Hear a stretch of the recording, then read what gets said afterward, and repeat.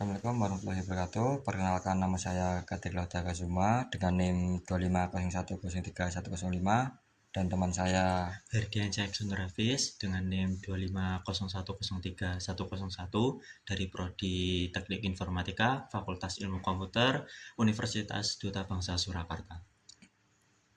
Ya, di sini kita akan mempresentasikan hasil proyek website yang kami buat dengan nama Solorit. Website ini dibuat dengan tujuan untuk memenuhi persyaratan ujian akhir mata kuliah pemrograman web sepatu yang diampu oleh Bapak Mutaram, SE Eskom Mkom. Semoga video ini bisa bermanfaat bagi pelajar, mahasiswa, dan masyarakat umum yang melihat video ini. Oke teman-teman, di sini kita sudah berada di tampilan awal dari Solorit. Di sini pada tampilan awal ada beberapa tombol, yaitu tombol jelajahi katalog, tombol cara peminjaman, dan tombol untuk mengubah tema. Kita coba untuk klik tombol ini. Ya.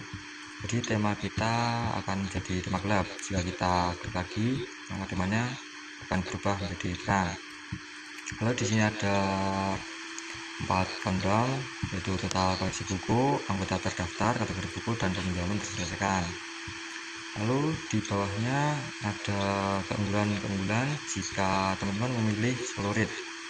Ya, ini ada keunggulan-keunggulannya teman-teman.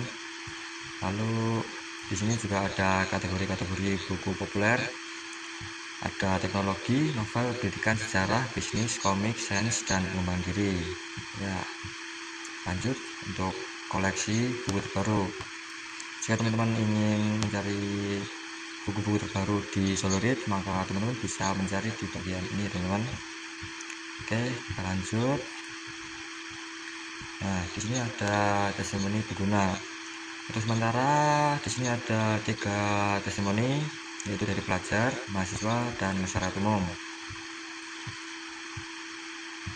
Untuk selanjutnya yaitu ini ada banner mulai perjalanan literasi Anda bersama Solorit. Di dalamnya ada 2 tombol, yaitu tombol daftar sekarang dan tombol jelajahi katalog. Ya, ini ada guru juga teman-teman. Jadi ini diisikan alamat email, lalu kita bisa mendapatkan rekomendasi buku dan informasi kegiatan literasi dari Solorit. Ya, untuk ini ada bagian footer. Nah, kita lanjut ke bagian menu katalog. Untuk menu katalog, di sini tersedia banyak buku ya teman-teman, tapi untuk sementara buku yang kita tambahkan berjumlah 24. Ya, di sini ada fitur untuk mencari judul, untuk mencari penulis atau kategori juga. Nah, di sampingnya ada fitur filter yang bisa digunakan untuk mencari buku sesuai dengan kategori yang ada. Lalu di sampingnya ada filter untuk mengurutkan buku berdasarkan abjad. Nah, jadi bisa diurutkan berdasarkan abjad dari judul ataupun penulis. Bisa juga diurutkan berdasarkan tahun terbaru dan stok terbanyak. Ya, ini tampilannya teman-teman. Lalu kita pindah ke menu cara pinjam. Di menu ini kita ditampilkan informasi-informasi untuk cara peminjaman buku di Solorit. Nah, di sini juga ada tombol mulai cari buku yang akan dialihkan ke menu katalog. Di sini juga ada banner untuk kontak menghubungi admin. Lalu kita pindah ke menu tentang. Di menu ini kita diberikan informasi-informasi mengenai Solorit. Nah, di sini ada sejarah, visi dan misi dari Solorit. Di sini juga ada benefit-benefit yang didapatkan teman-teman jika teman-teman menggunakan Solorit. Nah, di bawahnya ada gambaran timeline perkembangan perpustakaan dari Solorit tersebut. Nah, seperti ini ya teman-teman. Nah, kita pergi ke menu katalog lagi. Nah, kita coba fitur urutkan. Kita coba urutkan berdasarkan abjad dari judul. Nah, ya dilihat teman-teman, maka buku akan teratur berdasarkan abjad mulai dari A hingga B. Lalu kita bisa filter dari kategorinya. Kita coba untuk novel.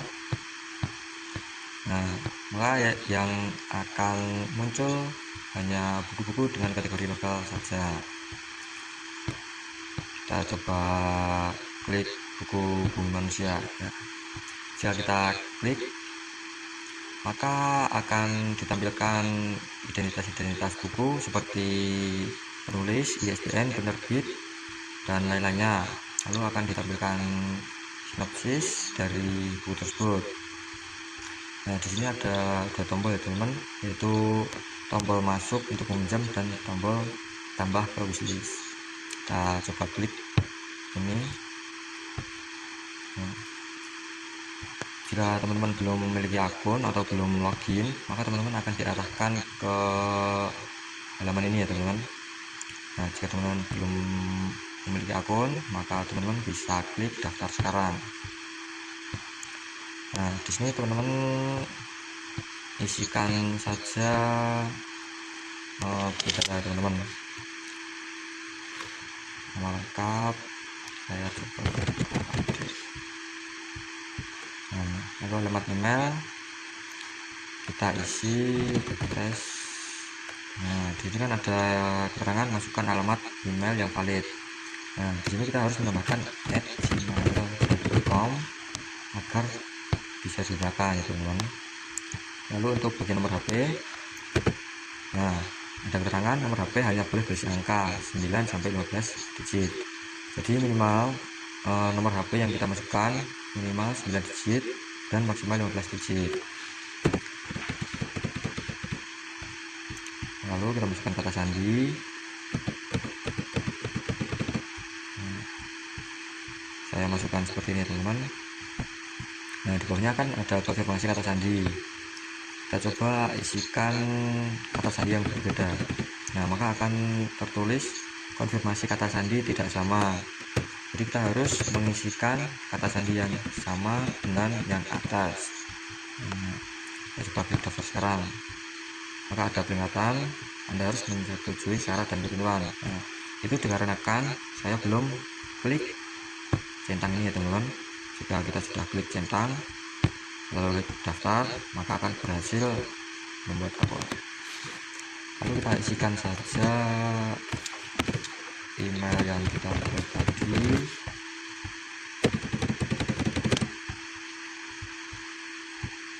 Kita cek teman-teman. Oke, masuk, berhasil. Jika sudah berhasil login, maka kita akan diarahkan ke menu dashboard. Nah, di sini ada 4 kotak, yaitu total pinjaman, sudah dipinjam, riwayat, dan wishlist. Nah, lalu kita bisa lihat profil kita di sini ya teman-teman. Akan tertera nama lengkap kita, alamat email kita, dan nomor HP kita. Kita coba pinjam buku lagi teman-teman. Kita coba dengan buku Solo Tempo dulu. Nah, maka kita klik tombol pinjam. Untuk mengecek peminjaman, kita harus ke menu dashboard terlebih dahulu. Nah, maka di sini akan tertera buku yang ingin kita pinjam. Di sini dengan status menunggu pengambilan. Nah, ini kita copy saja teman-teman. Copy.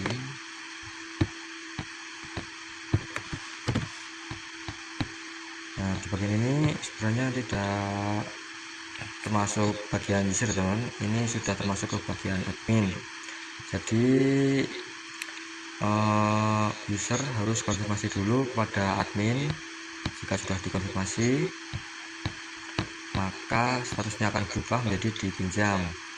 Jika teman-teman ingin mengembalikan bukunya, maka harus konfirmasi kembali kepada admin.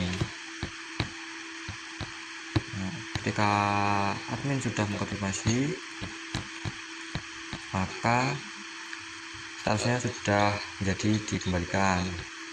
Lalu ketika teman-teman ingin menambahkan sebuah buku ke wishlist, itu juga bisa ya teman-teman. Kita coba di buku filosofi kopi. Nah, kita klik saja tombol tambah ke wishlist. Untuk cek wishlist, kita pergi ke menu dashboard, lalu klik wishlist. Nah, maka akan tertampil di sini ya teman-teman. Nah, kita juga bisa pinjam buku pada bagian ini, langsung pinjam saja.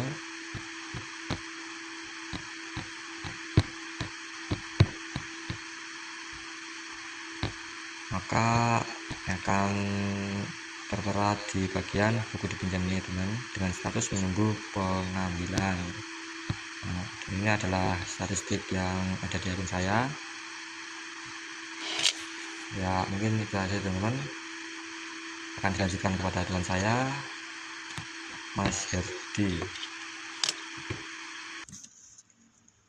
Ya, di sini saya Herdi akan melanjutkan dari Mas Adik untuk penjelasan mengenai function-function yang saya gunakan untuk di JavaScript.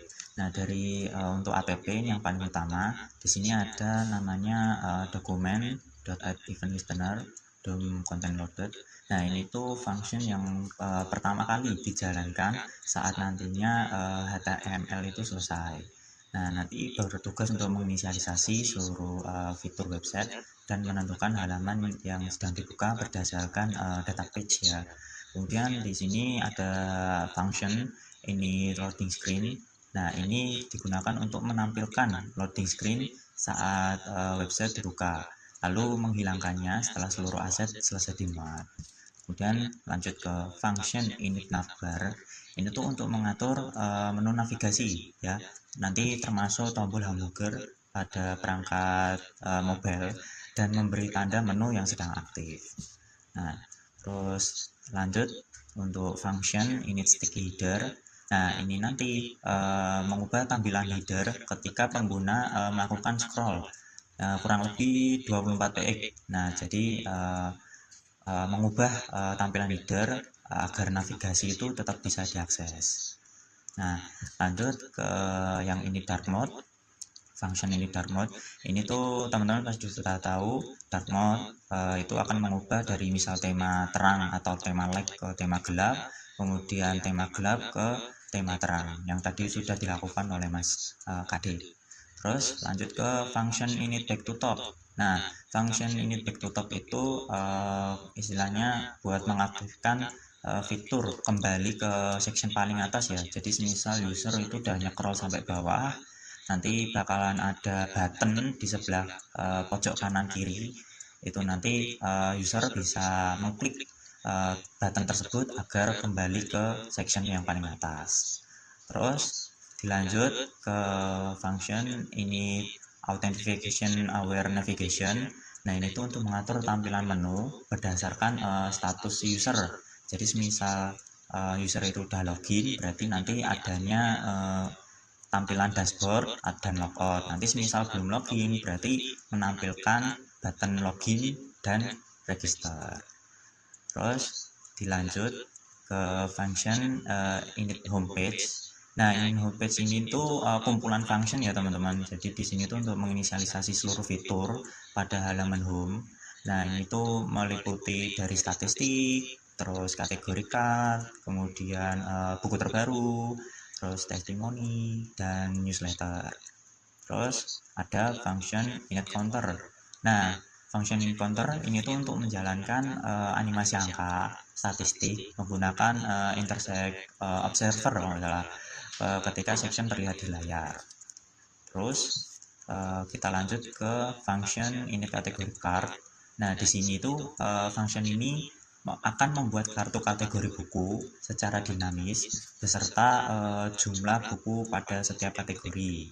Nah, nanti dia bakalan nyesuaiin jumlah buku. Nah, nanti dia akan membuat card untuk buku-buku tersebut. Terus ada function render latest book.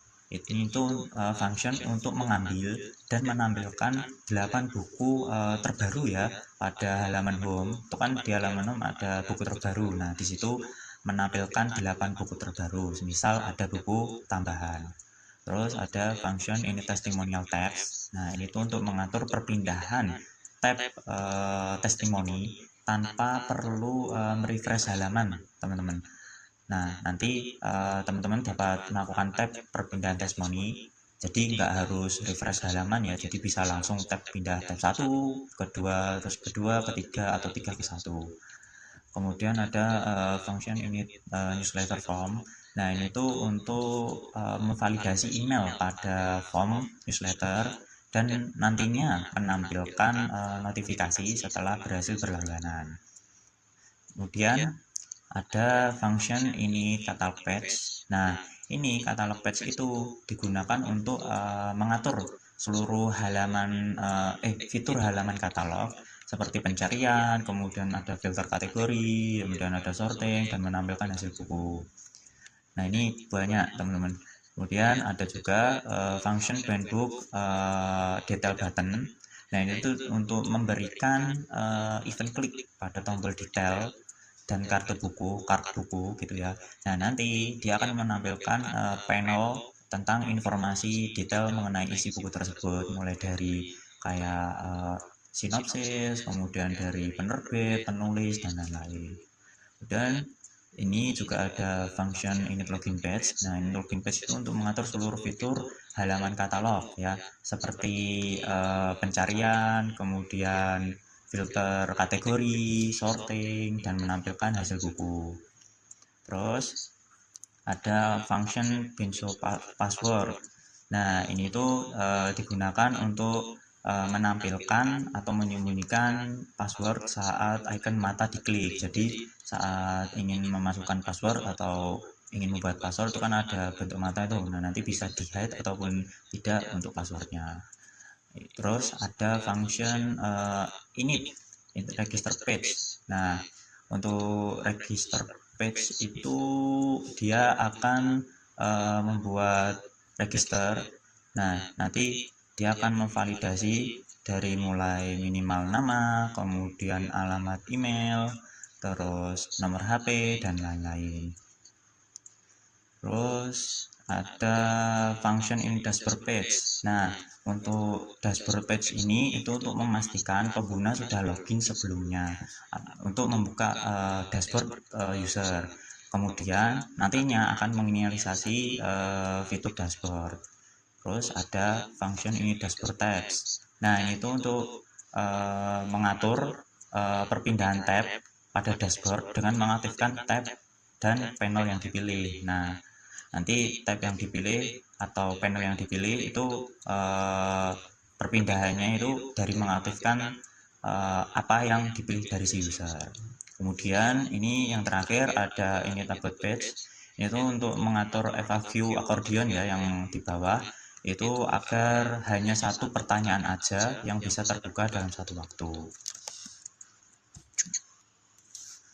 Kemudian dilanjut dengan output JavaScript atau .js. Di sini untuk autentifikasi kita memiliki function hash symbol yang berguna atau berfungsi sebagai mengubah password user itu menjadi hash sederhana yang nantinya akan disimpan ke dalam local storage. Nah, jadi si password itu bakalan tersimpan dalam bentuk teks asli ya. Terus ada function find user by email. Nah, ini tuh untuk mencari data pengguna berdasarkan email. Digunakan saat proses registrasi dan login untuk mengecek apakah email si user itu sudah terdaftar atau tidak. Kemudian dilanjut dengan function register. Nah, untuk function register ini dia akan melakukan proses registrasi akun baru. Terus sistem akan mengecek email si user dan nantinya akan membuat data pengguna baru. Nah, lalu mengubah password si user menjadi hash seperti yang di awal tadi dan nantinya akan menyimpan di local storage. Kemudian lanjut ke function login.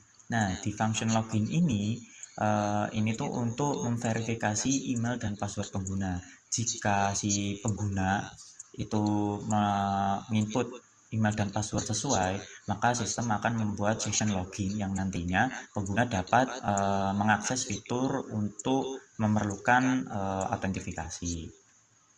Terus di sini ada function logout, function current user, function is logging in.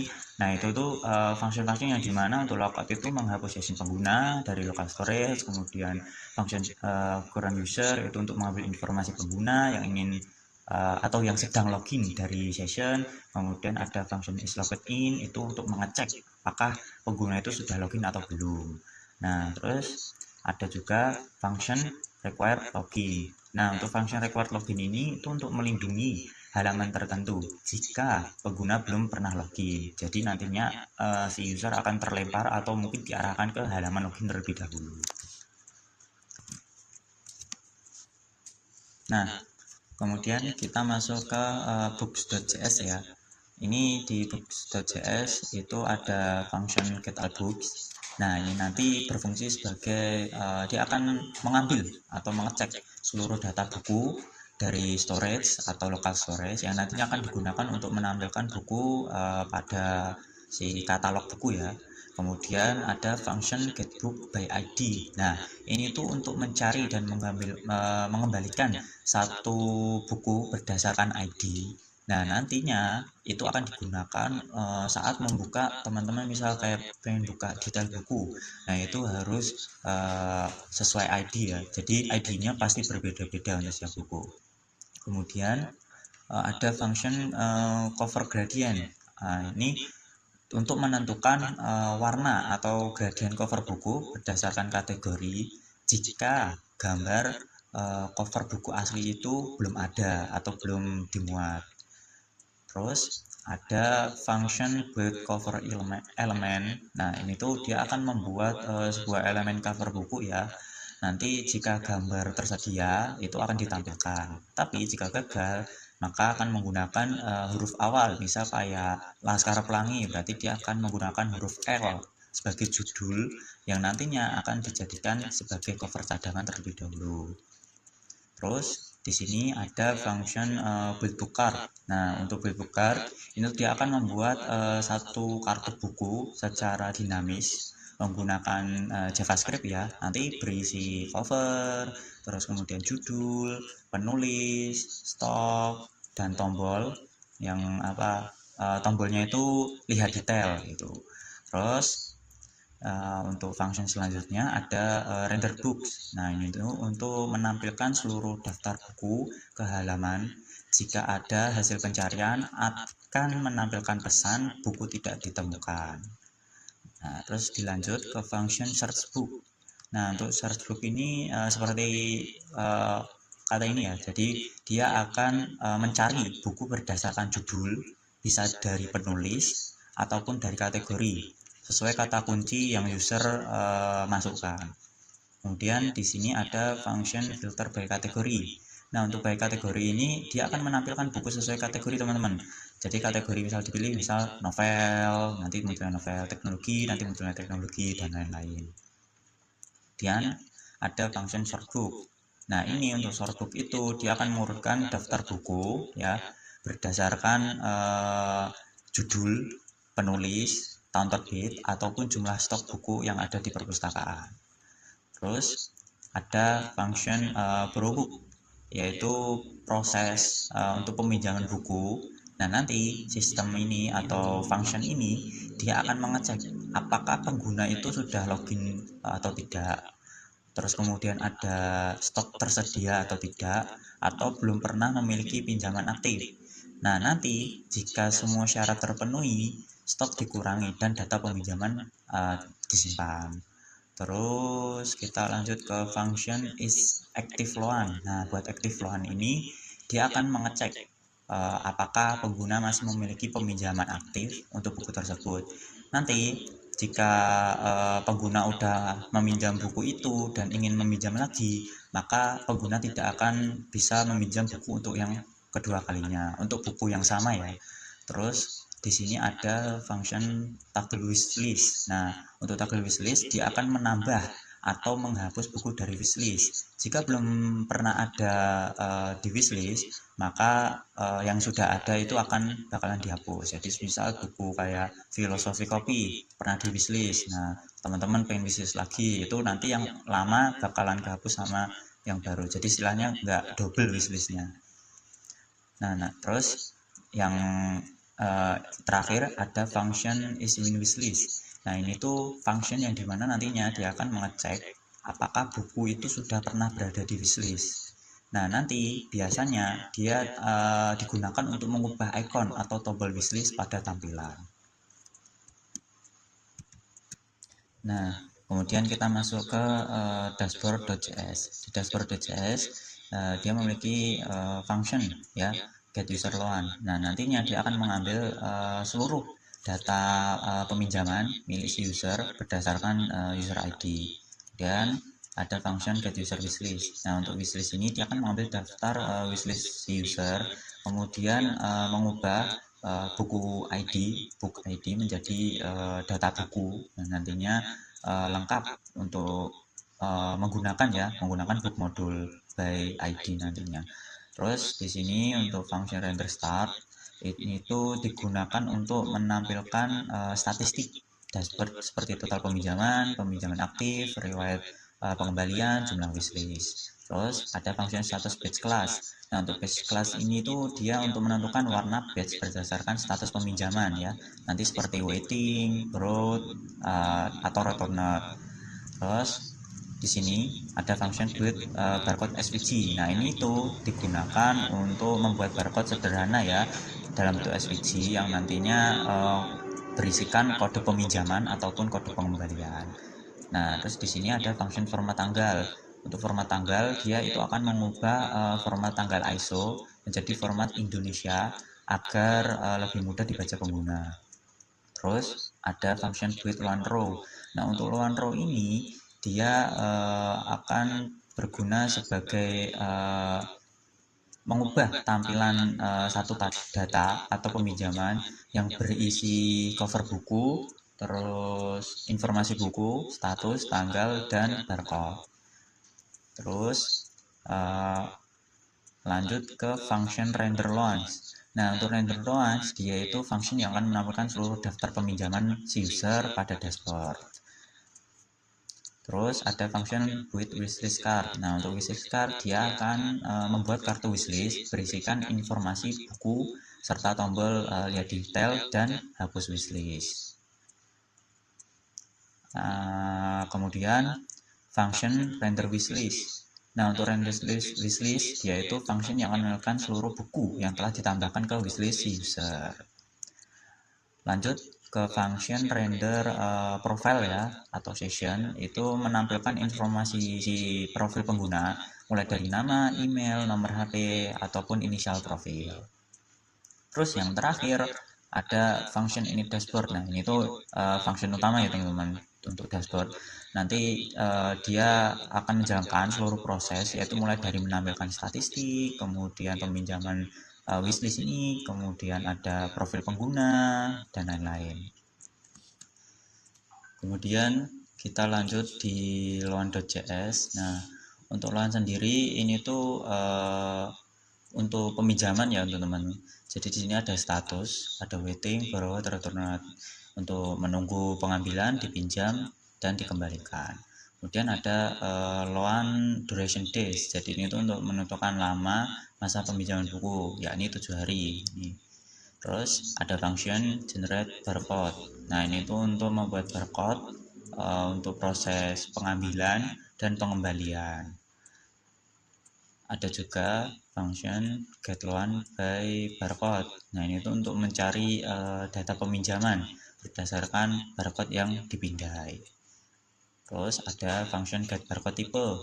Nah untuk tipe ini itu untuk mengecek apakah barcode yang dipindai itu merupakan barcode pengambilan ataupun pengembalian.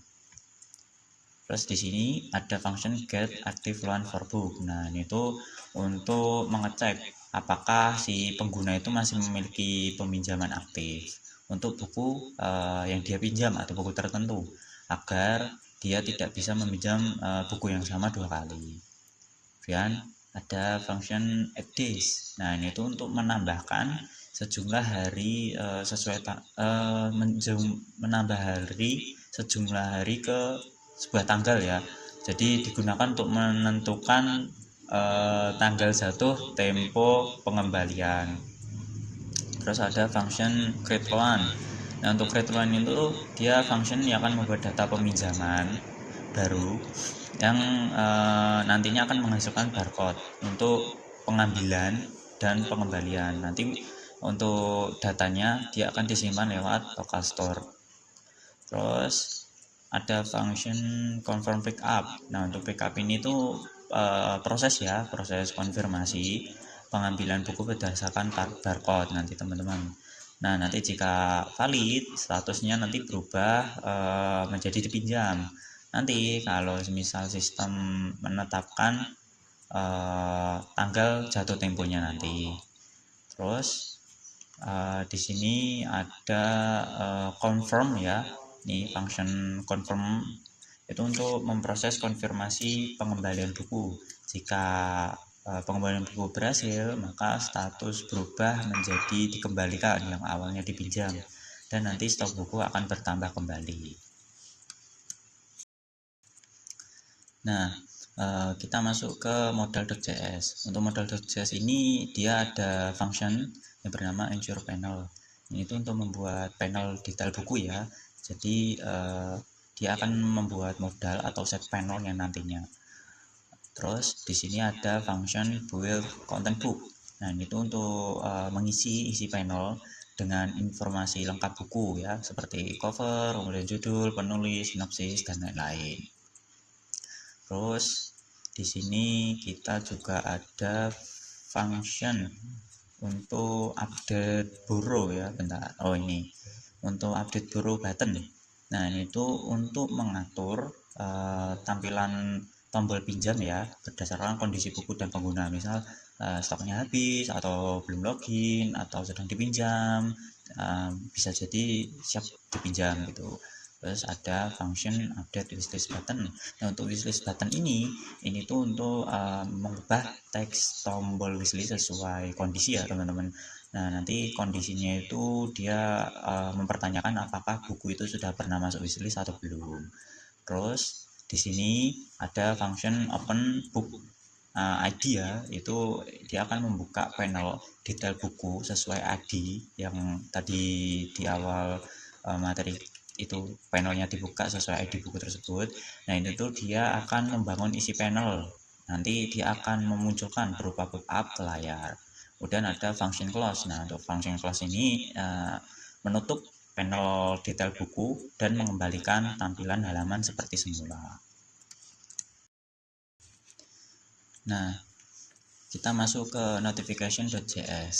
Di sini kita memiliki function ensure container. Nah, ini tuh untuk function yang memastikan terdapat wadahnya TOAS ya, TOAS container untuk menampilkan notifikasi. Jika belum ada, maka function nanti akan membuatnya secara otomatis. Terus di sini ada cons icon ya. Di sini itu untuk menyimpan icon SVG. Jadi misal nanti ada notifikasi sukses, nanti pakainya SVG ini, error pakainya ini, warning pakainya ini, info pakainya ini. Kemudian ada function show. Nah, untuk function show sendiri itu function utama ya teman-teman. Function utama untuk membuat dan menampilkan notifikasi TOAS. Nah, function ini membuat elemen notifikasi, kemudian menampilkan icon, judul, kemudian pesan, tombol tutup, serta menghapus notifikasi. Terus kita ada function yang nantinya ada function sukses ini, error, warning, dan info. Kalau sukses dia akan menampilkan notifikasi berwarna hijau sebagai pemberitahuan bahwa itu berhasil, proses telah berhasil. Kemudian ada error, itu notifikasinya akan berwarna merah, berarti ada terjadinya kesalahan. Kemudian warning itu notifikasinya akan berwarna kuning sebagai peringatan kepada si user atau pengguna. Kemudian yang terakhir ada info, dia akan notifikasinya berwarna biru, nantinya dia akan memberikan sebuah informasi umum kepada si user. Kemudian kita lanjut ke petugas.js. Untuk petugas.js sendiri di sini ada batch class ya, batch class. Di sini function batch class. Ini tuh untuk function menentukan warna batch nantinya berdasarkan status peminjaman, seperti menunggu pengambilan, dipinjam ataupun dikembalikan. Kemudian ada function format date ISO ini. Nah, ini tuh untuk mengubah format tanggal si ISO menjadi format tanggal Indonesia yang nantinya akan agar mudah dibaca. Terus ada function find username. Nah, ini tuh untuk mencari nama anggota berdasarkan ID ya. Nanti data si pengguna itu ada dari local storage. Kemudian ada si function render result ini. Nah, untuk result ini dia itu akan menampilkan hasil pencarian barcode seperti data buku, kemudian ada nama anggota, status peminjaman, tanggal, dan tombol aksi yang sesuai. Nah, terus ada function lookup atau code. Nah, ini function ini berfungsi untuk mencari data peminjaman berdasarkan barcode yang dimasukkan. Lalu nantinya akan menampilkan hasilnya ke halaman milik petugas atau si admin. Kemudian ada function proses pickup. Nah, untuk pickup ini sendiri dia akan memproses konfirmasi pengambilan buku dengan memanggil, kemudian nantinya dia akan memperbarui tampilan hasil scan. Terus ada function proses return. Kalau untuk return dia itu memproses konfirmasi pembalian buku dengan memanggil ini ya. Terus nanti kemudian dia akan memperbarui data dan tampilan. Terus ada function init. Nah, untuk function init ini dia adalah function utama untuk si halaman petugas.js ini ya. Dia akan menginisialisasi data buku, memasang event pada form scan barcode, kemudian tombol pengembalian, tombol pengambilan, dan nantinya akan mengarah fokus ke si input barcode. Nah, kita masuk ke storage.js. Kalau storage.js ini tuh dia digunakan sebagai penyimpanan local storage ya. Ini ada get, dia manggilnya key sama fallback itu untuk memberikan nilai default ya. Kemudian ada set key value. Nah, itu menyimpan data ke local storage dalam bentuk JSON. Dan ada function remove. Ini tuh menghapus data tertentu dari local storage. Ada function initBooks. InitBooks itu untuk menginisialisasi data buku ya. Nanti jika misal storage masih kosong, maka dia akan mengambil dari book data yang di awal. Terus function saveBooks. Untuk saveBooks sendiri dia akan menyimpan perubahan data buku ke local storage. Nah, untuk getBook sendiri dia itu untuk mengambil seluruh data buku ya dari local storage ini. Dan ada function getUser, dia untuk mengambil seluruh data si user yang telah terdaftar. Terus untuk saveUser ini tuh untuk menyimpan data pengguna atau data user ke local storage. Ada getSession, function getSession itu untuk mengambil data pengguna saat sedang login. Ada function setSession itu untuk menyimpan informasi session saat pengguna berhasil login. Ada function clearSession ya. Nah, ini tuh untuk menghapus session ketika pengguna melakukan logout. Ada juga function getLoan, kemudian function saveLoan. Nah, itu kalau untuk getLoan itu untuk mengambil data peminjaman, kalau saveLoan itu untuk menyimpan data peminjaman ke local storage. Kemudian ada function getWishlist, itu untuk mengambil daftar wishlist pengguna. Ada function saveWishlist, itu untuk menyimpan data wishlist ke local storage. Nah, untuk di bagian utils.js ini dia ada function JS, kemudian function JSA. Nah, itu tuh untuk function helper tuh ya, helper. Jadi ini dia akan mempermudah mengambil satu elemen HTML. Kalau JSA itu untuk mengambil beberapa elemen. Nah, di sini juga ada function createL. Itu dia akan membuat elemen HTML tag gitu. Terus di sini ada function format number. Nah, kalau untuk format number itu dia akan memformat si angka agar lebih mudah dibaca. Kalau function slugify itu mengubah teks menjadi format slug ya. Terus ada function bounce. Nah, ini yang paling bagus ini. Ini itu function yang dimana dia akan menunda pemanggilan function selama beberapa waktu.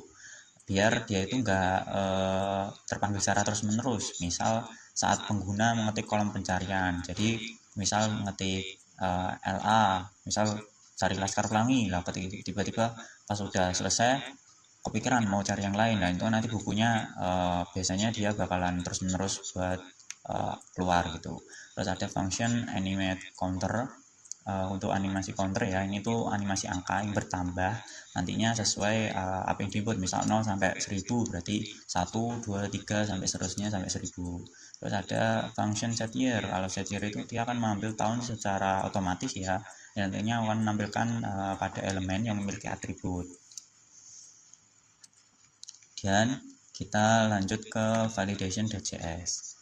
Kalau untuk validation.js sendiri di sini dia ada email regex ini ya, sama punch regex ini tuh singkatnya aja untuk memvalidasi format alamat email. Terus kalau yang pun ini tuh untuk memvalidasi nomor. Nah, untuk yang function is empty, is valid name, is valid email, nah ini tuh untuk validasi ya, jadi memvalidasi nama agar tidak kosong. Nah, kalau untuk nama dia minimal dari 3 karakter. Kalau untuk email sendiri dia harus menggunakan add ya itu. Terus ini ada is valid phone atau juga is valid password, itu untuk phone untuk memvalidasi HP agar nomor itu kurang lebih minimal 9 dan maksimal enggak ada maksimal, misal 9 sampai 15 digit. Nah, untuk kalau password itu minimal 8 karakter. Kemudian ada password match. Kalau untuk password match sendiri dia untuk memastikan password dan nantinya akan mengkonfirmasi password memiliki isi yang sama. Terus ada function set field error. Kalau set field error itu untuk menampilkan status error pada input, nantinya akan memberikan pesan kesalahan dan menambahkan class CSS agar tampil berwarna merah. Untuk set field valid itu dia akan menghapus status error dan nantinya akan memberikan tanda bahwa inputan itu sudah valid. Biasanya ditampilkan dengan warna hijau. Nah, teman-teman, untuk data dari buku yang ada di Solorit itu berasalnya dari aset data books.js ini ya. Nah, di sini datanya ini kita isi sendiri karena kita pakainya secara local storage. Jadi sebenarnya bisa mau pakai di luar local storage, misal pakai library atau mungkin framework, tapi di sini kita mengikuti ketentuan, jadi kita isi buku kurang lebih ada 25 buku ya, dan itu untuk covernya kita ambilkan dari image ini, jadi aset kemudian di image kemudian di cover. Nah, ini kita panggil satu persatu untuk si covernya sesuai buku. Kemudian untuk CSS sendiri, di sini untuk CSS kita bagi dua. Kita ada CSS responsif sama CSS untuk styling. Nah, untuk responsif sendiri ini tuh untuk digunakan ketika website itu nantinya akan dibuka secara berbeda device, mulai dari desktop, kemudian mulai dari tablet, kemudian ada HP yang reguler, kemudian HP yang small, ada yang HP yang mini. Nah, itu nanti untuk responsifnya kita masukkan di sini. Nah, untuk styling sendiri dari website kita pakainya ini, mulai dari styling warna, styling font, kemudian styling heading, styling button, dan lain-lain. Ya, jadi untuk CSS kita bagi dua. Demikian presentasi dari kami mengenai Solorit. Kami berharap website ini dapat menjadi salah satu solusi dalam meningkatkan pelayanan perpustakaan yang lebih modern, efisien, dan mudah diakses oleh seluruh masyarakat. Ya, mungkin apabila terdapat kekurangan, kami sangat terbuka terhadap kritik dan saran untuk pengembangan sistem ini di masa yang akan datang. Mungkin terima kasih atas perhatian teman-teman sekalian. Wassalamualaikum warahmatullahi wabarakatuh.